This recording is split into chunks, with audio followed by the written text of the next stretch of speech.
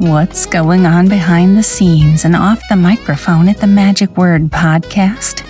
Hear what listeners and guests are saying that isn't on the podcast this week on The Magic Whisper.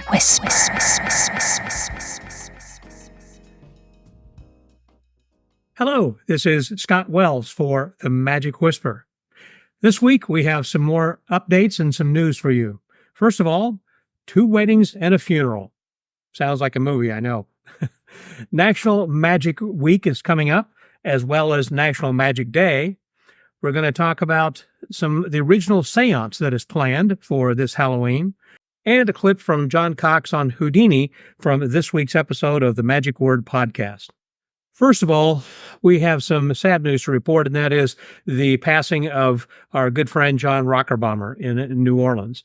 This was very sad and came just a day after we had posted last week's Whisper.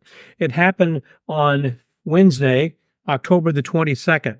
His wife had said on Facebook, "It is with the most profound sadness that I write to inform you that John died early this morning. He died at home with me, as he had always wanted. His passing was unexpected and sudden. His heart just gave out." John leaves behind a legacy that amazed and challenged and delighted magicians for many years. I hope that through his written works, many magicians will come to be also enlightened by his insights. John was a rare combination of brilliance, generosity, and humility. He will be missed more than I can say. And that's from Jessica Hack. Certainly, she has synopsized all of that in just a few short words, but there was more to say. And if you will give me a few moments, I'd like to read what was actually on his Magicpedia, which if you're not familiar with Magicpedia, which is operated by and hosted by Genie Magazine, is similar to Wikipedia, but it's called Magicpedia. According to Magicpedia, he was born on January 22nd, 1940. He joined the Mazda Mystics Club Juniors in 1953, a club started by Russell Shaw and his wife in Oak Park, Illinois. Meetings were held in the basement of the Mazda Magic Shop. He maintained his interest throughout his schooling and thereafter when he moved to New Orleans in 1963. The Big Easy, home of the Mardi Gras, jazz music, and voodoo, is often called the dream state, an ideal place for all things magical to ferment. From 1957 to 1965, John attended 4 universities and worked at various jobs. And this is interesting. The radio programmer, disc jockey, promotion man, salesman, restaurant manager, male model, tree trimmer, blackjack dealer, construction worker, warehouseman, program consultant, voluntary health agency, an institutional house father, social worker, gym instructor, bartender, ambulance driver at a racetrack. And finally, he went to work for Eastern Airlines from 1965 to 1990 as an airline business person. He eventually joined the International Brotherhood of Magicians and the Society of American Magicians in 1966 and is a member of the Order of Merlin. He's a lifetime member of the Magic Castle in Hollywood. He worked as an associate editor of Richard Kaufman's Genie Magazine, and he wrote on The Slant, a monthly column. He was a columnist and contributing editor to Stan Allen's Magic Magazine for 6 years and was the parade editor for the Linking Ring since 1991. He had written a regular column called The Artful Ledger on Antimony Magazine quarterly. Additionally, he was an active columnist for Joe Stevens' Gemini Magic Network. I remember those days as well, so fondly. He's contributed columns to MUM, called At the Table, and scores of tricks and articles in various magazines: Genie, The New Tops, MUM, Linking Ring, The New Pentagram, Blueprint, Precursor, The Looking Glass, The Conjurer, The Apocalypse, just to name a few. He has published over 60 books and is the recipient of the Literary Fellowship from the Academy of Magical Arts and Sciences and the Melbourne Christopher Literary Award. John's mentors were Ed Marlowe and Eddie Fields. However, at different times, he was inspired by Channing Pollock, Cardini, Don Allen, Albert Goshman, Chan Canasta, Tony Slidini, Finn John, Leonard Green, Tommy Wonder, and Juan Tamariz. His magic literary influences are Martin Gardner, John Northern Hilliard, Walter Gibson, Ted Anneman, Bruce Eliot, P. Howard Lyons, and Victor Forelli. His other interests were bodybuilding, literature, book collecting, martial arts, philosophy, poetry, film, theater, theory, cosmology, painting, and mathematical recreations. He had 7 children and 10 grandchildren. So sorry to hear about that, and we will all miss our friend John Rockerbomber. I also mentioned that there were 2 weddings, and that just happened on Saturday the 26th. And the first one was with Dan Harlan and Sarah Ella Fant. So now she is Sarah Ella Harland, and they had a Zoom wedding, which was quite interesting. I attended this via Zoom, and there were others who were on that Zoom call with me, or Zoom video, I guess, and it lasted about an hour. For the first half hour, actually, Dan gave us a tour of the area where he was getting married. He got married in the backyard of his new father-in-law and mother-in-law's house, Mr. and Mrs. Bob Fant. There in Raleigh, North Carolina. And then they were married.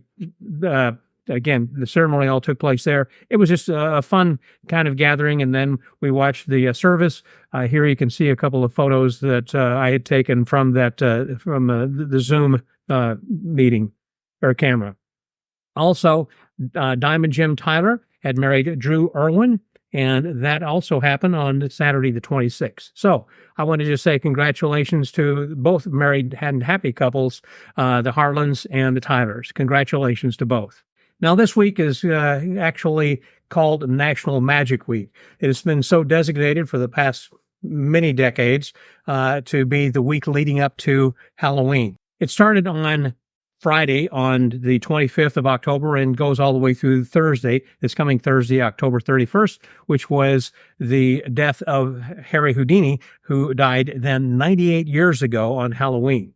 And so we are celebrating that by actually having some seances and things that are going on, but also there are a lot of people who are doing things throughout National Magic Week, and oftentimes many clubs will go to the trouble of having the day designated by the local mayor of their city as the National Magic Day. And so different activities will happen in different places. I had posed a question on Facebook as to what some people were going to be doing for National Magic Day or National Magic Week.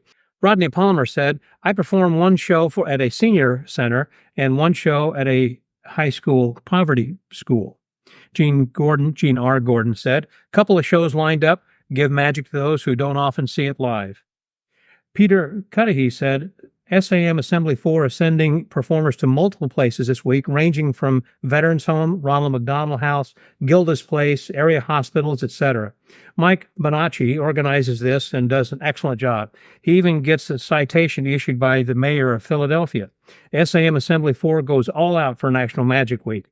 David Ardelian and I just finished up a 1-hour show, the Veterans Home in Vineland, New Jersey. Our audience of veterans and staff were amazing. We are truly blessed with having the opportunity and the privilege to give back to the community. In fact, Michael Bonacci also then responded to the same thing, that members of the Assembly 4 Philadelphia were visiting 9 different locations in and around Philly. And in addition, they did receive the proclamation from the mayor designating National Magic Day there in Philadelphia. Henry Aldridge says, the SAM Assembly 226 production of Family and Friends is an annual event during Magic Week, and it benefits well-known charities and is extremely well attended. This week we have our pros in the lineup. And then finally, Bob Lippert says, during the Halloween season, I always feature the Houdini card by Aldo Colombini for my walk around at the hospital. It's such an impossibly great effect. Something a little bit different. So, I just think it's interesting that we do have this as a time in which that we are able to give back, as Houdini had done when he had visited those who were in the hospital, and showing some magic as well.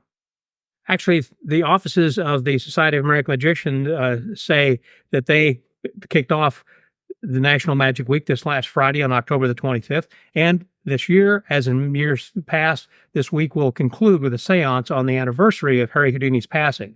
And V1.1 invites you to a special broadcast live from the Houdini Museum.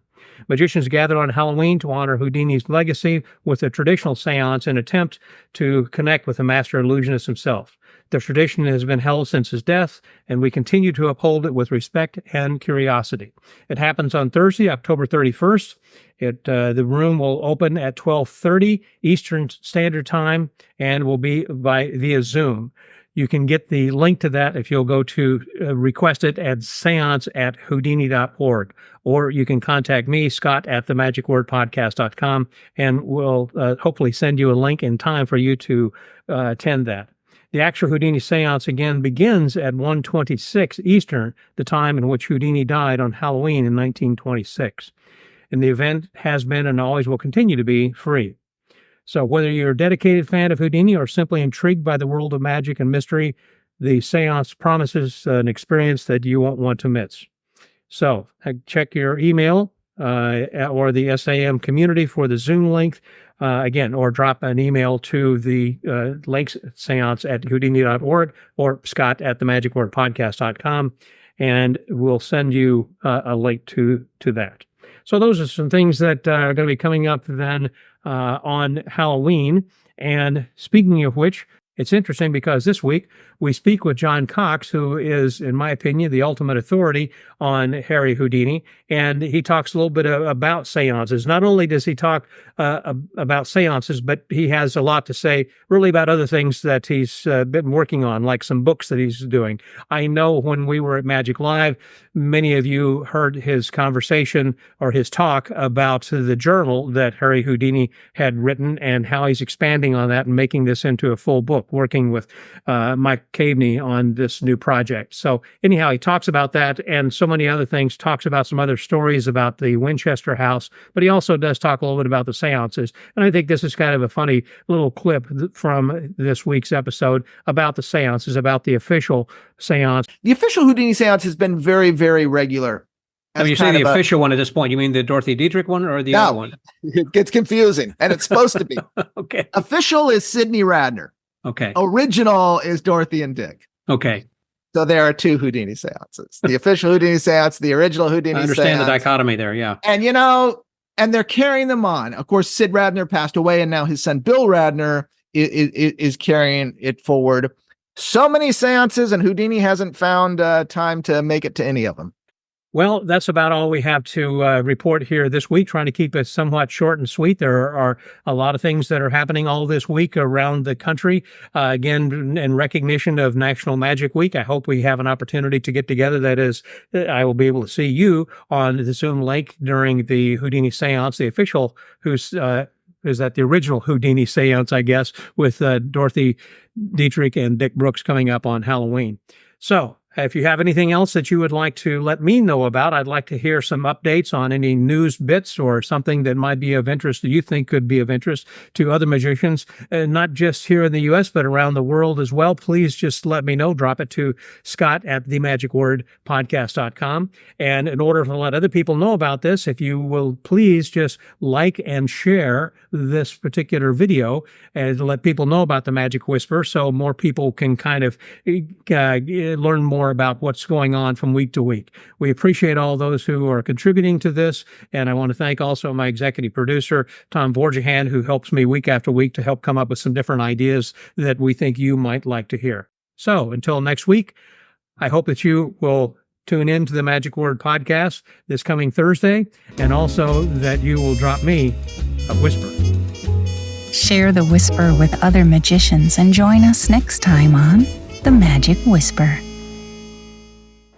The Magic Whisper is a division of the MagicWordPodcast.com.